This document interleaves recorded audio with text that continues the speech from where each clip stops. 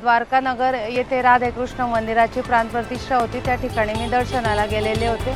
तिथून रिटर्न होत असताना त्या ठिकाणी ॲक्सिडेंट झालेला होता। खूप गर्दी होती। आम्ही त्या ठिकाणी थांबलो।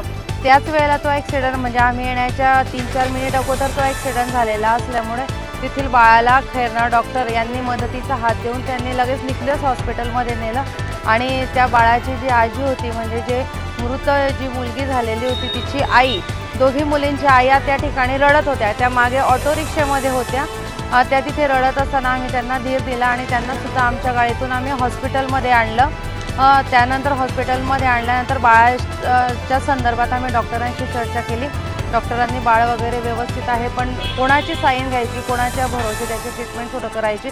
मी सांगितलं मी माझ्या भरोसे तुम्ही ट्रीटमेंट सुरू करा, मी ह्या बाळाची जबाबदारी घेते। कारण त्यावेळेला त्यांच्या ज्या आजी होत्या त्यांची कंडिशन त्यामध्ये नव्हतं की ते काही बोलू शकतील म्हणून मग मी माझ्या जबाबदारीवर त्या बाळाची ट्रीटमेंट सुरू केली आणि त्या बाळाच्या ज्या आजी होत्या त्यांना मी दोघांना सुद्धा घरी त्यांच्या घरी स्फोटेनगरजवळ त्यांचं घर आहे त्या ठिकाणी त्यांना सोडलं।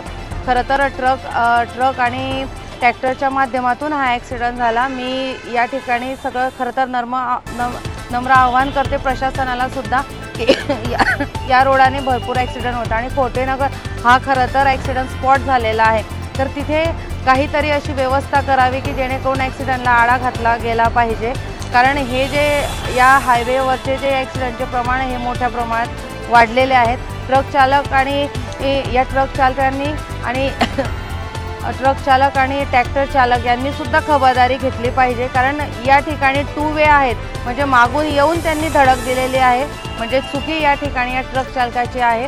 तर पोलिसांनी सुद्धा या सगळ्या गोष्टीचा शहानिशा करून त्यांना त्वरित त्यांना अटक करावी आणि त्यांना शिक्षा द्यावी।